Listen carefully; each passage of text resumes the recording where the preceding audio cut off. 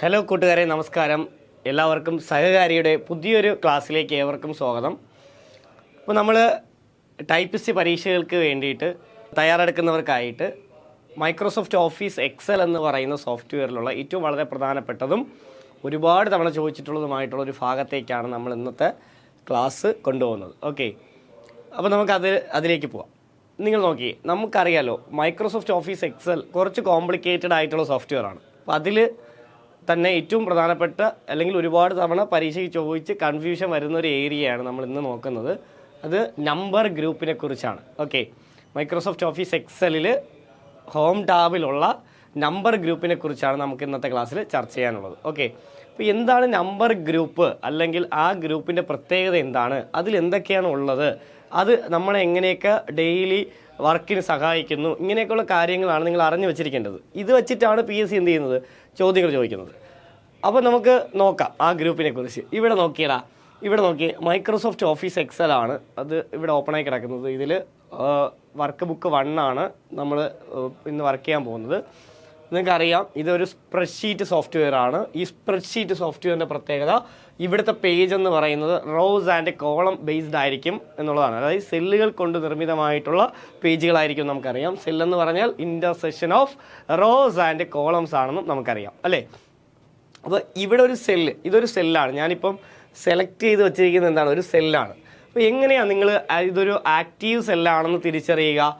Active സെല്ലുകളുടെ പ്രത്യേകത എന്താ? ആക്റ്റീവ് സെല്ലുകളിൽ ഉറപ്പായിട്ടും എന്തുണ്ടാവും, ഒരു ഒരു ഒരു ഒരു തിക്ക് ബോർഡർ ഉണ്ടാവും, അല്ലേ? ആക്റ്റീവ് സെല്ലുകളിൽ ഒരു തിക്ക് ബോർഡർ ഉണ്ടാവും. കണ്ടില്ലേ, ഇതെല്ലാം ആക്റ്റീവ് സെല്ലുകളാണ്. കാരണം അവിടെ ആക്റ്റീവ് സെല്ലുകൾ എങ്ങനെ തിരിച്ചറിയാമെന്ന് ചോദിച്ചാൽ, ആക്റ്റീവ് സെല്ലിൻ്റെ ബോർഡറാണ് അവിടെ സെലക്ട് ചെയ്തിരിക്കുന്നത്. ആക്റ്റീവ് സെല്ല് സെലക്റ്റഡ് ആയിരിക്കുമ്പോൾ തിക്ക് ബോർഡർ ഉറപ്പായിട്ടും ഉണ്ടാവും. അപ്പോൾ ഇവിടെ തിക്ക് ബോർഡർ ഉള്ളതുകൊണ്ട് ഇതൊരു ആക്റ്റീവ് സെല്ലാണ്.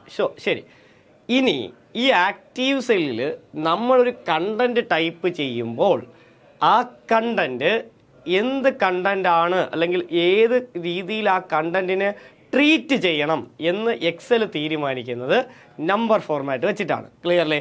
അതായത് ഞാനിവിടെ ഒരു പേരടിക്കുകയാണ്. ഇപ്പം ഞാനിവിടെ മനു എന്ന് ടൈപ്പ് ചെയ്തു. ഓക്കെ, ഇതൊരു പേരല്ലേ, മനു എന്നത് ഒരു ക്യാരക്ടർ അല്ലേ, MANU ക്യാരക്ടർ അല്ലേ? 3-4 ക്യാരക്ടർ ചേർന്നല്ലേ മനു എന്ന് പറയുന്ന ഒരു വേർഡ് ഫോം ചെയ്യുന്നത്, അല്ലെങ്കിൽ ഒരു പേര് ഫോം ചെയ്യുന്നത്. അപ്പോൾ ഇതൊരു ക്യാരക്ടറാണ്, ഇതിന് പ്രത്യേകിച്ച് വേറെ കണ്ടീഷൻ ഒന്നും ഇല്ല എന്ന് നമുക്കറിയാം. ക്ലിയർ? ഇത് വെറുതെ ഒരു പേരാണ് എന്ന് നമുക്കറിയാം. അപ്പോൾ ഇത് എക്സലും അങ്ങനെ തന്നെ ഇതിന് എന്ത് ചെയ്യണം, കാണണം. ഇതൊരു ക്യാരക്ടറാണ്, ടെക്സ്റ്റാണ്, അങ്ങനെ കാണണം എന്ന് നമ്മൾ അങ്ങനെ തന്നെ അത് കാണണം എന്ന് നമ്മൾ ഉറപ്പിക്കണം. ക്ലിയർലേ?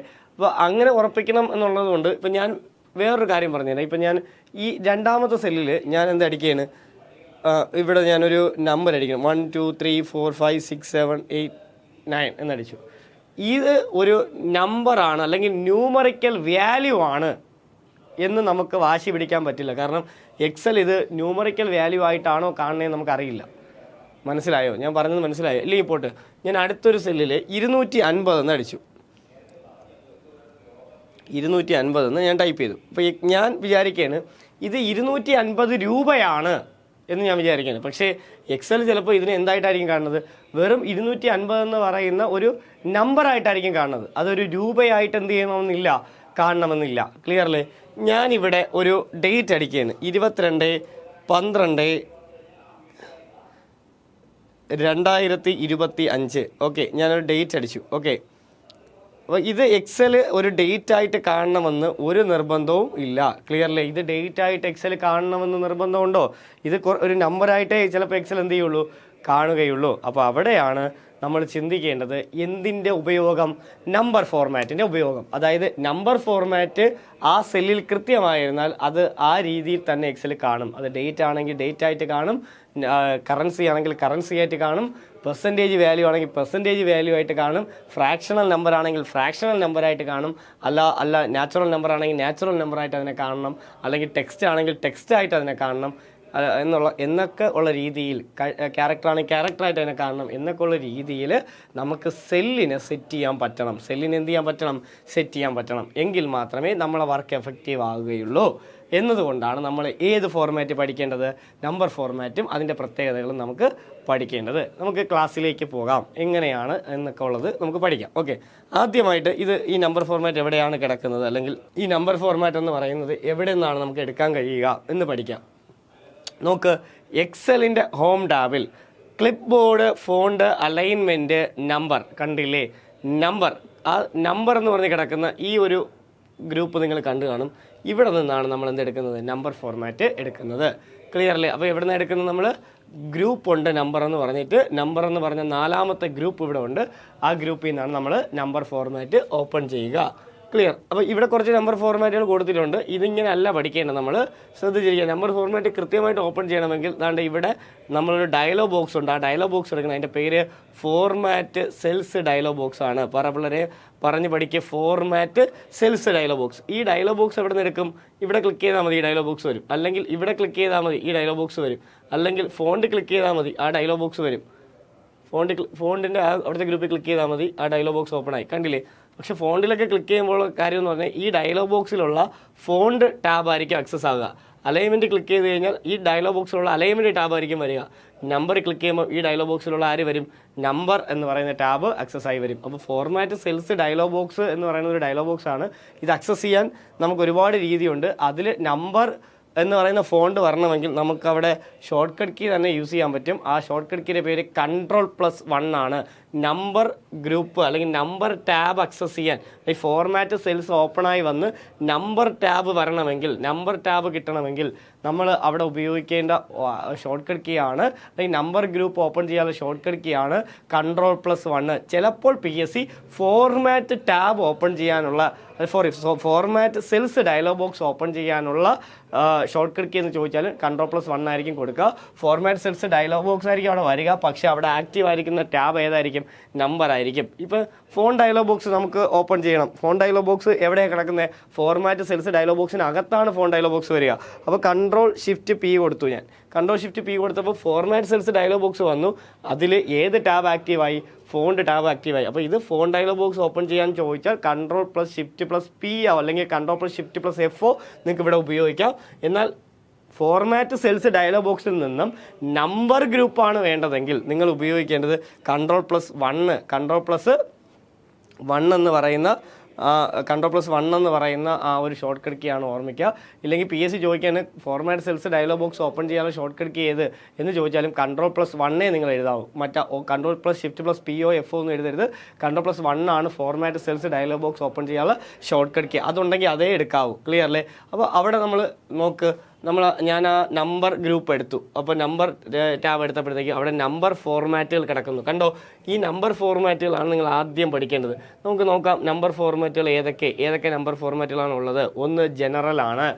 പ്രധാനപ്പെട്ട നമ്പർ ഫോർമാറ്റുകൾ ഒന്ന് ജനറൽ ആണ്. അതായത് ഈ സെല്ല് എന്ത് ഡിനോട്ട് ചെയ്യണം അല്ലെങ്കിൽ എന്ത് ഡിറ്റർമിൻ ചെയ്യണം എന്ന് തീരുമാനിക്കാൻ നമ്പർ ഫോർമാറ്റാണ്. അപ്പോൾ ഈ സെല്ലിൽ എനിക്ക് ടെക്സ്റ്റ് അടിക്കാം, നമ്പർ അടിക്കാം, ഡേറ്റ് അടിക്കാം, ടൈം അടിക്കാം, പെർസെൻറ്റേജ് വാല്യൂ അടിക്കാം, കറൻസി അടിക്കാം, എന്തും അടിക്കാം. സോ ആദ്യം പഠിക്കേണ്ടത് ആ ഒരു സെല്ലിൻ്റെ അല്ലെങ്കിൽ നമ്മുടെ സെലക്ടഡ് സെല്ലിൻ്റെ ഡിഫോൾട്ട് നമ്പർ ഫോർമാറ്റ് ഏത് എന്നാണ്. മറക്കല്ല്, ഒരു സെലക്ടഡ് സെല്ലിൻ്റെ ഡിഫോൾട്ട് നമ്പർ ഫോർമാറ്റ് ഏത് എന്നാണ് ആദ്യം പഠിക്കേണ്ടത്. അത് ജനറൽ ആയിരിക്കും പിള്ളേരെ. അതെന്തായിരിക്കും? ജനറൽ ആയിരിക്കും. ഒരു സെല്ലിൻ്റെ, ഒരു സെലക്ടഡ് സെല്ലിൻ്റെ ഡിഫോൾട്ട് നമ്പർ ഫോർമാറ്റ് ഏത് എന്ന് ചോദിച്ചാൽ അത് ജനറൽ ആയിരിക്കും. നമ്മൾ നമ്പർ ഫോർമാറ്റുകൾ ഏതൊക്കെയാണ് ഉള്ളത്? ഒന്ന് ജനറൽ, 2 നമ്പർ, 3 കറൻസി, 4 അക്കൗണ്ടിങ്, 5ാമത്തത് ഡേറ്റ്, 6ാമത്തത് ടൈം, 7ാമത്തത് പെർസെൻറ്റേജ്, 8ാമത്തത് ഫ്രാക്ഷൻ, 9ാമത്തത് സയൻറ്റിഫിക്, 10ാമത്തത് ടെക്സ്റ്റ്, 11ാമത്തത് സ്പെഷ്യൽ എന്നുള്ളതാണ്. അപ്പോൾ അത് അത്രയും കാര്യങ്ങൾ കാണാതെ പഠിച്ചെടുക്കുക എന്നുള്ളതാണ്. 1 ജനറലാണ്, 2 നമ്പറാണ്, 3 കറൻസിയാണ്, 4 അക്കൗണ്ടിങ് ആണ്, 5ാമത്തത് ഡേറ്റ്, 6 ടൈം, 7 പെർസെൻറ്റേജ്, 8ാമത്തത് ഫ്രാക്ഷൻ, 9ാമത്തത് സയൻറ്റിഫിക്, 10ാമത്തത് ടെക്സ്റ്റ്, 11ാമത്തത് സ്പെഷ്യൽ. അങ്ങനെ 11 നമ്പർ ഫോർമാറ്റുകൾ നമുക്കുണ്ട്. അപ്പോൾ ഇതിൽ ഡിഫോൾട്ട് എന്ന് പറയുന്നത് ഏത് തന്നെയാണ്? ജനറൽ തന്നെയാണ് കുട്ടികളെ. ആദ്യം പഠിക്കുക. ഓക്കെ അല്ലേ? ഇനി എനിക്ക് ജനറൽ നമ്പർ ഫോർമാറ്റിൽ എല്ലാ കാര്യങ്ങളും ടൈപ്പ് ചെയ്യാൻ പറ്റും. മീൻസ് ഒരു ക്യാരക്ടർ ടൈപ്പ് ചെയ്യാം, അല്ലെങ്കിൽ ഒരു നമ്പേഴ്സ് ടൈപ്പ് ചെയ്യാം, അതുപോലെ ഡേറ്റ് ടൈപ്പ് ചെയ്യാം, ടൈം നമുക്ക് അടിക്കാൻ പറ്റും, അതുപോലെ കറൻസികൾ അടിക്കാൻ പറ്റും. പക്ഷേ ഇവയൊക്കെ എക്സൽ എന്തായിട്ട് കൺസിഡർ ചെയ്യുന്നു എന്നതിലൊരു വലിയ കാര്യമുണ്ട്. ക്ലിയർലേ? അപ്പോൾ അത് ആണ് നിങ്ങൾ ഓർമ്മിക്കേണ്ടത്. എക്സൽ അത് കൺസിഡർ ചെയ്യേണ്ടത് ഇന്നതായിട്ടാണ് എന്നുണ്ടെങ്കിൽ ആ സെല്ലിനെ ആ ഫോർമാറ്റാക്കി മാറ്റണം എന്നുണ്ട്, ഓർമ്മിക്കുക. ക്ലിയർലേ? അപ്പോൾ ഇവിടെ നമുക്കത് നോക്കാം എങ്ങനെയാണ് അത് എന്നുള്ളത്. ഓക്കെ, അപ്പോൾ നമുക്ക് നോക്കിയേ, നമ്മളിവിടെ ഞാനൊരു കഴ്സർ വെച്ചിട്ടുണ്ട്. അവിടെ ഞാൻ അടിക്കുകയാണ്, ജസ്റ്റ് ഒരു നമ്പർ അടിക്കുകയാണ്. നോക്കിയോ, 1 2 3 4 5 6 7 8 9 വരെ അടിച്ചു. ഓക്കെ, ഇനി ഞാനൊരു 0 കൊടുത്തു, അപ്പോൾ 10 നമ്പറായി. ഓക്കെ, വീണ്ടും 1 കൊടുത്തു, 11 നമ്പറായി. വീണ്ടും 2 കൊടുത്തു, 12 നമ്പറായി. ഓക്കെ അല്ലേ? ഞാൻ ആ 2 അങ്ങ് മാറ്റി, 11 നമ്പറായി. അപ്പോൾ ഇപ്പോൾ ജനറൽ നമ്പർ ഫോർമാറ്റിലാണ് ആ സെല്ല് ഉണ്ടാകുക. ജനറൽ നമ്പർ ഫോർമാറ്റിൽ ഞാൻ എത്ര നമ്പർ ഒരു സെല്ലിൽ അടിച്ചു? 11 നമ്പർ ഞാൻ അടിച്ചു. ഓക്കെ അല്ലേ? ശരി, ഞാൻ എന്നിട്ട് അവിടെ 2 കൂടി അടിക്കണം. ഇപ്പോൾ 12 നമ്പറായി. നോക്കുക, 12 നമ്പറായി. ഞാൻ എൻ്റർ അടിച്ചപ്പോഴേക്കും അവിടെ വാല്യൂ എററായി. നിങ്ങൾ നോക്കി അറിയാൻ പറ്റും, വാല്യൂ എററായില്ലേ? കാരണം ജനറൽ നമ്പർ ഫോർമാറ്റിൽ ന്യൂമറിക് വാല്യൂസ് ആയിട്ടല്ല അതിനെ കാണുന്നത്, ന്യൂമറിക് വാല്യൂസ് ആയിട്ടല്ല കാണുന്നത്. അതുകൊണ്ട് തന്നെ അവിടെ നമുക്ക് 11 നമ്പറുകളെ അവിടെ എന്ത് ചെയ്യാൻ പറ്റുള്ളൂ? ടൈപ്പ് ചെയ്യാൻ പറ്റുള്ളൂ. ന്യൂമറിക് വാല്യൂ ആണെങ്കിൽ 15 നമ്പറുകൾ നമുക്ക് എന്ത് ചെയ്യാൻ പറ്റണം? ടൈപ്പ് ചെയ്യാൻ പറ്റണം. 15 നമ്പറുകൾ ടൈപ്പ് ചെയ്യാൻ പറ്റണം എന്നുള്ളതാണ്. ഞാനിപ്പം വീണ്ടും അവിടെ ഞാൻ അത് എഡിറ്റ് ചെയ്തു. ഇപ്പോൾ 12 എന്നുള്ളതാണ് 13 ആക്കി, 3 അടിച്ചു. അപ്പോൾ മൊത്തം 13 നമ്പർ വന്നു. വീണ്ടും 4 അടിച്ചു, അപ്പോൾ 14 നമ്പറായി. വീണ്ടും 5 അടിച്ചു, അപ്പം എത്രയായി? 15 നമ്പറായി. ഓക്കെ, ഇപ്പോഴും വാല്യൂ എററാണ്, കാരണം ജനറൽ നമ്പർ ഫോർമാറ്റിലാണ് കിടക്കുന്നത്. ഞാൻ വീണ്ടും ആ സെല്ല് സെലക്ട് ചെയ്തിട്ട് ഇവിടെ പോയിട്ട് നമ്പർ ഫോർമാറ്റിലേക്കാക്കി. ക്ലിയർലേ? എന്ത് ഫോർമാറ്റിലേക്കാക്കി? നമ്പർ ഫോർമാറ്റിലേക്കാക്കി. അപ്പോൾ നമ്പർ ഫോർമാറ്റിലാക്കിയപ്പോഴത്തേക്ക് അവിടെ 15 നമ്പറുകൾ എന്ത് ചെയ്തു? ഷോ ചെയ്തു. പക്ഷേ നമ്മളെപ്പോഴും നമ്പർ ഫോർമാറ്റിലാക്കിയാലും ഡിഫോൾട്ടായിട്ട് നമ്പർ ഫോർമാറ്റിലേക്ക് ആക്കുമ്പോൾ ഡിഫോൾട്ടായിട്ട് 2 ഡെസിമൽ പ്ലേസ് ഉറപ്പായും വരും. ക്ലിയർലേ? ഡിഫോൾട്ടായിട്ട്, അതായത് ഒരു സെല്ലിനെ നമ്പർ ഫോർമാറ്റിലേക്ക് മാറ്റുമ്പോൾ എത്ര ഡെസിമൽ പ്ലേസ് വരും എന്ന് ചോദിച്ചാൽ ആൻസർ 2 ആണ്. ആൻസർ 2 ആണ് പിള്ളേരെ, ഓർമ്മിക്കുക. അപ്പോൾ ഒരു സെല്ലിനെ ഏത് ഫോർമാറ്റിലേക്ക്? നമ്പർ ഫോർമാറ്റിലേക്ക് മാറ്റുമ്പോൾ, ജനറൽ ഫോർമാറ്റിൽ നിന്ന് നമ്പർ ഫോർമാറ്റിലേക്ക് മാറ്റുമ്പോൾ, അല്ലെങ്കിൽ മറ്റേതെങ്കിലും ഫോർമാറ്റിൽ നിന്ന് നമ്പർ ഫോർമാറ്റിലേക്ക് മാറ്റിയാൽ അവിടെ 2 ഡെസിമൽ പ്ലേസ് വരും എന്നുള്ളത് ഓർമ്മിച്ചിരിക്കുക. അപ്പോൾ ഇവിടെ എത്ര ഡെസിമൽ പ്ലേസ് വന്നില്ലേ? 2 വന്നു. നമുക്കത് റിമൂവ് ചെയ്യാൻ പറ്റും. ഡിക്രീസ് ഡെസിമൽ കൊടുത്ത് നമുക്ക് എന്ത് ചെയ്യാൻ പറ്റും? റിമൂവ് ചെയ്യാൻ പറ്റും. ഇപ്പോൾ ഇത് നമ്പർ ഫോർമാറ്റിലാണ് ഈ സെല്ലുള്ളത്. സോ ഇവിടെ നമുക്ക് 15 നമ്പറുകൾ എന്ത് ചെയ്യാൻ പറ്റും? ടൈപ്പ് ചെയ്യാൻ പറ്റും. ക്ലിയർലേ? ഞാൻ വീണ്ടും എഡിറ്റ് ചെയ്ത് 16ാമതൊരു നമ്പർ അടിക്കുകയാണ്. ഇപ്പോൾ 6 ഞാൻ കൊടുത്തു, 16ാമതൊരു നമ്പർ വന്നു. ക്ലിയർലേ? ഞാൻ എൻ്റർ അടിക്കുമ്പോൾ നോക്കിക്കോ, ആ 16ാമത് അടിച്ച നമ്പർ എത്രയാവും? 0 ആവും. ഇനിയും നമുക്ക് നമ്പറുകൾ ഇവിടെ അടിക്കാൻ പറ്റും, പക്ഷേ 15 നമ്പറുകൾക്ക് മാത്രമേ അവിടെ മൂല്യമുള്ളൂ. അത് കഴിഞ്ഞ് വരുന്ന നമ്പറുകളെല്ലാം 0 0 0 0 ആയിട്ട് പോകും. അപ്പോൾ 16 നമ്പറുകളൊന്നും ഇവിടെ എന്ത് ചെയ്യാൻ പറ്റില്ല? അടിക്കാൻ കഴിയില്ല എന്നുള്ളതാണ്. ക്ലിയർലേ? ഓർമ്മിക്കൂലേ? അപ്പോൾ ഇതാണ് നമ്പർ ഫോർമാറ്റിൻ്റെ ഒരു പ്രത്യേകത. നമ്പർ ഫോർമാറ്റിൻ്റെ പ്രത്യേകത 15 നമ്പറുകൾ നമുക്ക് ടൈപ്പ് ചെയ്യാൻ പറ്റും. 16ാമതൊരു നമ്പർ അടിച്ചാൽ അതെന്തായി പോകും? 0 ആയിട്ട് മാറും. ക്ലിയർലേ? ഇനി നോക്കിയോ, ഞാൻ വീണ്ടും നമ്പർ അടിക്കുകയാണ്. 1 2 3 4 5 6 7 8 9, വീണ്ടും 0 1 2 3 4 5. Okay, clear? അപ്പം ഞാനിവിടെ എന്തടിച്ചു? കുറച്ച് നമ്പറുകൾ അടിച്ചു. 1 2 3 4 5 6 7, അടുത്ത് 8 9 0 1 2 3 15 നമ്പർ അടിച്ചു. ഇവിടെ ജനറൽ ഫോർമാറ്റിൽ തന്നെയാണ് കിടക്കുന്നത്. പക്ഷേ ഇവിടെ ഞാൻ എന്ത് ചെയ്തില്ല? ഇവിടെ ഞാൻ നമ്പർ ഫോർമാറ്റിലാക്കാതെ തന്നെ ഇവിടെ നിങ്ങൾ നോക്കിയേ, ഇവിടെ 15 നമ്പറായി. ഞാൻ വീണ്ടും അതിൻ്റെ കൂടെ ബാക്കി അടിക്കുകയാണ്. 6 7 8 9 എന്ന് അടിക്കുകയാണ്. ക്ലിയർലി? ആ നമ്പറുകളും അവിടെ എന്ത് ചെയ്തിട്ടുണ്ട്? ഷോ ചെയ്യുന്നുണ്ട്. അപ്പം നിങ്ങൾ ചിന്തിക്കണം, ഇതെങ്ങനെ സംഭവിച്ചു? സാധാരണ ഞാൻ 1 2 3 4 5 6 7 8 9 അതുപോലെ 0 1 2 അടിച്ച് കഴിഞ്ഞ് എൻ്റർ അടിച്ച് കഴിഞ്ഞാൽ അത് വാല്യൂ എററാവും. പക്ഷേ അവിടെ മുകളിൽ വാല്യൂ എറർ ആയിട്ടില്ല. ഞാൻ അവിടെ എന്ത് ചെയ്തിട്ടില്ല? നമ്പർ ഫോർമാറ്റും ആക്കിയിട്ടില്ല. ജനറൽ തന്നെയാണ് കിടക്കുന്നത്. അപ്പം ഞാൻ അവിടെ ചെയ്തത് വേറൊന്നുമല്ല, ഒരു അപ്പോസ്ട്രഫി അടിച്ചു. ആദ്യം ഞാൻ എന്തടിച്ചു? ഒരു അപ്പോസ്ട്രഫി അടിച്ചു. എന്നിട്ടാണ് ഞാൻ എന്ത് ചെയ്തത്? നമ്പറുകൾ ടൈപ്പ് ചെയ്തത്. കണ്ടോ? അപ്പോസ്ട്രഫി അടിച്ചിട്ടാണ് ഞാൻ എന്ത് ചെയ്തത്? നമ്പറുകൾ ടൈപ്പ് ചെയ്ത്. അപ്പോൾ നിങ്ങൾ ചിന്തിക്കുക, അപ്പോസ്ട്രഫി അടിച്ച് നമ്പറുകൾ ടൈപ്പ് ചെയ്താൽ അത് ലേബലായിട്ട് അല്ലെങ്കിൽ ടെക്സ്റ്റ് ആയിട്ട് കൺസിഡർ ചെയ്യും. എന്തായിട്ട് കൺസിഡർ ചെയ്യും? ലേബൽ അല്ലെങ്കിൽ ടെക്സ്റ്റ് ആയിട്ട് അത് കൺസിഡർ ചെയ്യും. അതുകൊണ്ടാണ് അത് ടെക്സ്റ്റ് നമ്പർ വാല്യൂ ആയിട്ട് എക്സൽ കൺസിഡർ ചെയ്യില്ല. അതുകൊണ്ടാണ് എന്താവാത്തത്, എറർ ആവാത്തതും 15 കൂടുതൽ നമുക്ക് അടിക്കാൻ പറ്റിയതും എന്നുള്ളത് ഓർമ്മിച്ചിരിക്കുക. അത് നമ്പറായിട്ട് ആരും കൺസിഡർ ചെയ്യില്ല, എക്സൽ കൺസിഡർ ചെയ്യില്ല എന്നുള്ളതാണ്. മനസ്സിലായോ? അതുകൊണ്ടാണ് എനിക്ക് എത്ര വാല്യൂ വേണമെങ്കിലും അടിക്കാൻ പറ്റുന്നത്. അപ്പോൾ ഇങ്ങനെ ഓഫീസ് വർക്കിലേക്ക് നിങ്ങൾ പോകുന്ന സമയത്ത് നിങ്ങൾക്ക് ഇത് വളരെ യൂസ് ആയിട്ടുള്ളൊരു കാര്യമാണ്, ഓർമ്മിച്ചിരിക്കുക. കാരണം അവിടെ പോകുമ്പോഴേക്കും നിങ്ങൾ ഈ പറഞ്ഞ ഒരുപാട് നമ്പറുകൾ എക്സൽ സെല്ലിലേക്ക് അടിക്കാൻ ബുദ്ധിമുട്ടുന്ന ഒരുപാട് ആൾക്കാരുണ്ട്.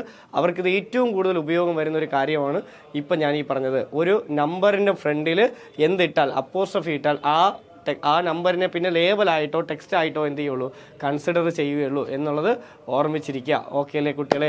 ക്ലിയർ അല്ലേ? അപ്പോൾ ഇത് നമ്പർ ഫോർമാറ്റിൻ്റെ ഏറ്റവും പ്രധാനപ്പെട്ട കാര്യമാണ്. ഇതുപോലെ മറ്റ് നമ്പർ ഫോർമാറ്റുകളുടെ പ്രത്യേകത ഇവിടെ നമുക്ക് പഠിക്കാനുണ്ട്, ഓർമ്മിച്ചിരിക്കുക. ഇവിടെ നോക്ക് നിങ്ങൾ, ഇവിടെ ഇപ്പോൾ നമ്മൾ നമ്പറിൻ്റെ കാര്യം മാത്രമേ പറഞ്ഞു, ജനറൽ നമ്പർ ആണ് നമ്മൾ പറഞ്ഞത്. ജനറൽ ഒരു സ്പെസിഫിക് ഫോർമാറ്റ് ഇല്ല, ഏത് വേണമെങ്കിലും നമുക്ക് ജനറൽ അടിക്കാം. അപ്പോൾ നമ്പറിൽ നമ്പർ ആയിരിക്കണം, അത് നമ്പറായിട്ടേ അത് കൺസിഡർ ചെയ്യുള്ളൂ. കറൻസി ആയിട്ടേ കൺസിഡർ ചെയ്യുള്ളൂ. അക്കൗണ്ടിങ് ആണെങ്കിൽ അക്കൗണ്ടിങ് ആയിട്ടേ കൺസിഡർ ചെയ്യുള്ളൂ. അതുപോലെ ലോങ് ഡേറ്റ്, ഷോർട്ട് ഡേറ്റ്, അത് അതിൻ്റെ രീതിയിൽ മാത്രമേ എന്ത് ചെയ്യുള്ളൂ, കൺസിഡർ ചെയ്യുള്ളൂ എന്നുള്ളത് ഓർമ്മിച്ചിരിക്കുക. ഇത് ഞാൻ പറഞ്ഞത് കൃത്യമായിട്ട് നിങ്ങൾക്ക് മനസ്സിലായി എന്ന് ഞാൻ വിശ്വസിക്കുന്നു. അതായത് ഒരു സെല്ലിൽ എപ്പോഴും ഒരു ഫോർമാറ്റ് ഉണ്ടാവണം. ആ ഫോർമാറ്റിൽ ആയിരുന്നാൽ മാത്രമേ, ഒരു നമ്പർ ഫോർമാറ്റിലായിരുന്നാൽ മാത്രമേ ആ സെല്ലിൽ നിങ്ങൾ ഉദ്ദേശിക്കുന്ന രീതിയിലുള്ള വാല്യൂ എക്സൽ അങ്ങനെ കൺസിഡർ ചെയ്യുള്ളൂ. ഇത് ഓർമ്മിച്ചിരിക്കുക. അല്ലാതെ നിങ്ങൾ ഒരു ജനറൽ ഫോർമാറ്റിൽ എന്തെങ്കിലും അടിച്ചിട്ട് അത് നിങ്ങൾ വിചാരിക്കും പോലെ കൺസിഡർ ചെയ്യണം എന്ന് ചിന്തിച്ചാൽ അങ്ങനെ ചെയ്യില്ല. അത് അതിൻ്റേതായിട്ടുള്ള നമ്പർ ഫോർമാറ്റിൽ തന്നെ ആക്കി വേണം നമ്മൾ എന്ത് ചെയ്യാൻ, ടൈപ്പ് ചെയ്യാൻ. ഈ കാര്യം ഓർമ്മിച്ചിരിക്കുക. ഓക്കെ അല്ലേ നിങ്ങൾക്ക്?